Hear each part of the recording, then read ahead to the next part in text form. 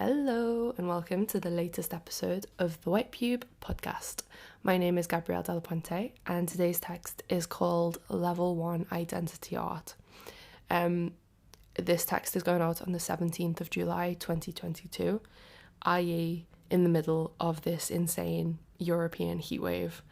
I've just had to turn the fan off to record this review and I'm like regretting everything.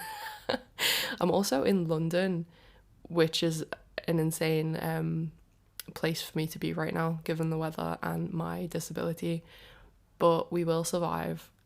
So I'm going to get straight to the review because otherwise I will die.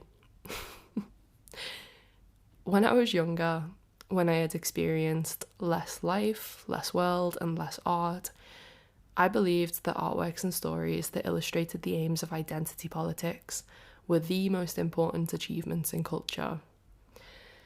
I mean, fair enough.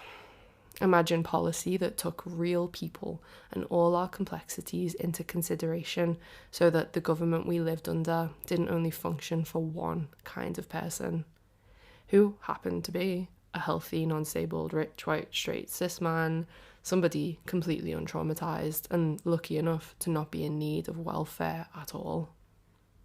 And then imagine exhibitions full of art that spoke to these nuances in life as we experienced them in all our different bodies and circumstances.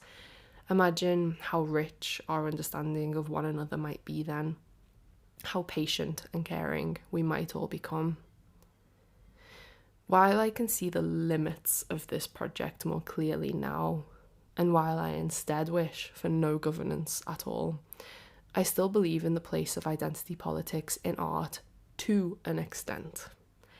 I still believe it has a job to inspire empathy in a world where it feels like there is none. It's a shame then that the good, effective stuff is buried below a mountain of artwork that only points at the image of a person from afar. A lot of this art points at identity like a kid telling you a fun fact, except it isn't fun, it's normal information. When this metaphorical kid tells me the fact and I don't react, it falls flat, it's awkward, and it adds nothing to the world beyond the kid's own satisfaction. And I use this analogy because, this kind of art does feel young. It's basic, fine to begin with, but it is so satisfied with its own premise that it doesn't ever take the subject of identity any further. I don't know if the artist realizes there is anywhere else to go. And I don't know if criticism does a good enough job of pointing back at this kind of identity art and suggesting how it might move forward, how it might move on, or grow up. For a while, I've been referring to this stuff privately as level 1 identity art because, I got so tired of the genre that I started to write criticism about video games instead. Unfortunately, I discovered level 1 identity art exists over there as well, so I'm back. And I'm thinking about it now because I went to see a play at the Everyman Theatre in Liverpool called Our Town Needs a Nando's, written by Samantha O'Rourke and directed by Amira Conrad. It was fine, but as I watched, I couldn't help but think of all the other directions it could have gone in. So maybe it wasn't fine. I wanted more. I'm going to use this play as an example to talk about the drawbacks of creating art that stays at this comfortable level. And I want to wonder out loud why level 1 identity art continues to be produced, housed and promoted by huge institutions across museums, galleries, theatres and the like. Our Town Needs a Nando's revolves around 5 schoolgirls. We spend the opening watching them try to put together a skit about the town they live in for drama class. They flip between ripping the area for having nothing for them to do to discussing the possibility it actually has exactly what they need, and back again, depending on the character that's speaking. It's a mundane beginning that seems to state that there's nothing for these girls to do and nowhere for them to go, so all they have is each other. In this mundanity, There is no significant action we should expect beyond the world as it revolves around these characters. The play then quickly cycles through highly condensed scenes that introduce the characters in conversations and monologues. It almost offers some drama towards the end. One of the girls is pregnant. But I guess the existence of teenage pregnancy in England is nothing we haven't had before. So the wave barely crests, and then it's over. I got home from the play and tried to tell my boyfriend what it was all about, but because nothing much happened, I supposed it was just about the 5 girls. The quick pregnancy crisis point had felt like a drama school exercise, as if the teacher off stage had thrown in the subject for the actors to improvise with. It wasn't properly introduced by the writing, and it wasn't resolved either. Whenever the characters spoke, the writing just seemed to state their identity and their situation. It never sunk deeper. Beth is a Scouse white girl who is naughty in class, but she's a genius. She's also a lesbian who likes one of the other girls in the group. The white girl she likes, Rachel, has an eating disorder. Rachel is Welsh and bisexual. The third white girl, Ellie, comes from Liverpool. She has an unexplained, troubled home life. She was also sexually assaulted on a night out. Zahida, the Asian girl, was also sexually assaulted back when she was living in a camp for refugees. She is quiet and well-behaved. And finally, Chloe is a black girl who lies to the others while she tries to hide the fact she is living in care. She is new to the group and she's the one that gets pregnant. It feels like the characters have been created with a paper fortune teller, the kind you might have made in school, distracted in class, flipping through the folds to decide the character's makeup. I feel forensic listing the characters with these details. The white girl, the Asian girl, the black girl, the lesbian, the bisexual, the sexual assault victim, the other sexual assault victim. I don't talk about my friends like that, but level 1 identity art does. It handles people in terms of their signifiers. It presents people quickly and briefly in terms of what they are, without talking much about who they are. Sure, the girls have a few arguments with each other and struggle through some of the tasks in class. 2 of them get together and break up. The gobby one and the quiet one become friends. Well-behaved Zahida steals a brownie, and Chloe lies and lies. A few things do happen, but the entire story is spread thinly across characterization, character development, action, and even the set, costume, and sound design. With 5 characters and such busy, fast scenes, the play doesn't give itself the opportunity to build anyone or any drama up.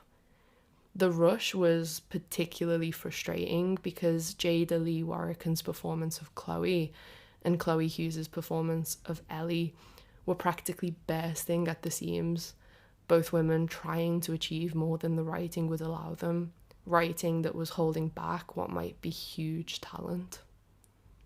The play has a light touch, but in that lightness it feels like it disregards any genuine humanity the writer and producer could have captured. That leaves the 5 characters up on the stage, flimsy like paper dolls, instead of the real people we could have bear witness to. The problem with level 1 identity art is that it's as though the art and the artist are only capable of or interested in saying, look, this person exists, even if you or your government are upset about it. They exist, they exist, they exist. But remember, I'm sat in a classy theatre on a Friday night amongst a crowd of cultured people who do not need convincing. So what is happening when we politically and artistically reduce people down to their identity and nothing more? A thin definition basic presentation of identity as the only level to an artwork or a person tokenizes the subject. exoticizes the subject, alienates the audience, and it reduces the very promise of identity politics down into simple imagery and rhetoric. I think it paves the way for competitive victimhood, which the right delights in. I think in its brevity, it is also unsympathetic, which goes against the values of the whole philosophy. The byline for Our Town Needs a Nando's claims that teenage girls deserve epic stories and spicy rice, which is cute, but it's not realistic to call anything in this story epic, and it's not fair to try to persuade the audience that this is what epic means. I have read YA more epic than this, and I have seen tight episodes of EastEnders with better drama. I don't even mean to go in on whoever did the marketing. It's just coming from a place of disappointment that this could have been more meaningful than it was. If we go back to my original level 1 identity art categorization, a higher level than 1 could have seen the play focus in on one character having been written in a way that got to the heart of one person's life.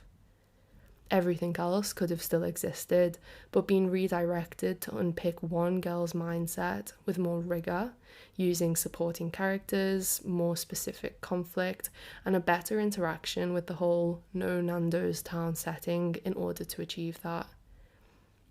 If it had to be about identity, could Zahida's inclusion here as a refugee, someone with English as a second language, a sexual assault survivor, and a girl who really cares about learning and following the rules, have been refracted through the other characters in order to really see what those characteristics and histories mean in terms of who she is and in terms of how they see her or how they assume her to be. A closer look, something that lingers, something that lets the audience step through the image and into the other side. A higher level than 1 could also have released the burden of identity completely. Instead of making it a thing, like the only thing, it could have shown instead a story about someone going through something universally teen who happened to have an underrepresented identity.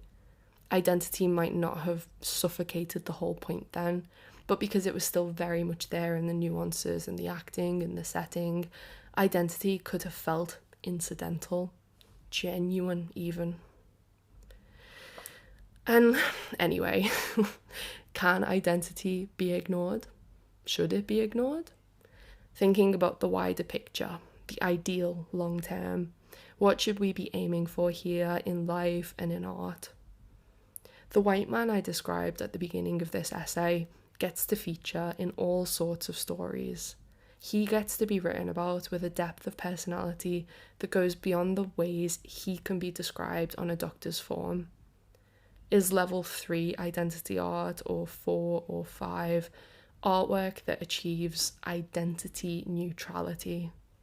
A way of making art about people in which we no longer need to announce ourselves or pretend we're not different, but that speaks through a utopia where our identities are not arranged in a hierarchy, where they just exist.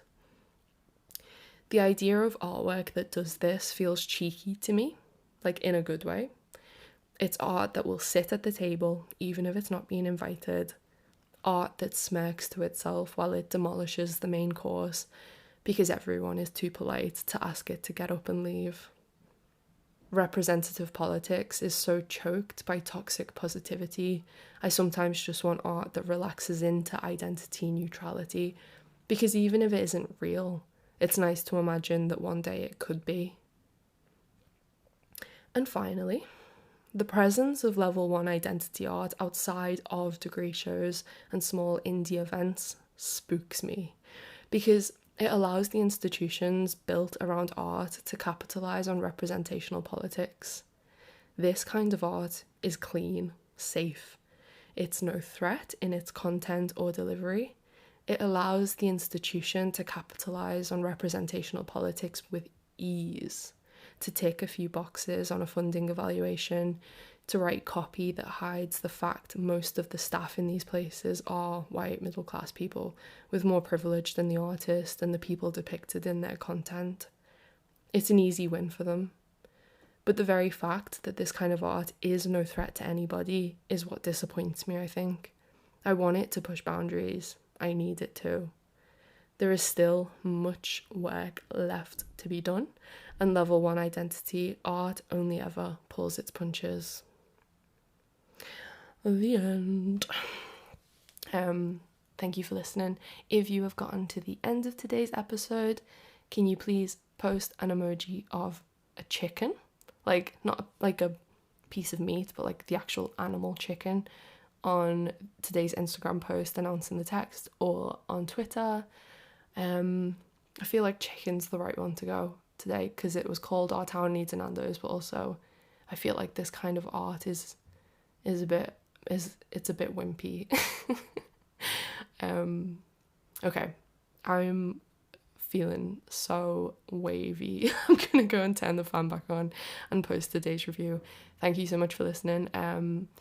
Yeah, today's text could be like part 1 of something. It feels like the beginning of an idea. Who knows? Thank you for listening. I hope you also I hope you find some nice cool shade relief in the next few days. And this is going to be shit. Okay,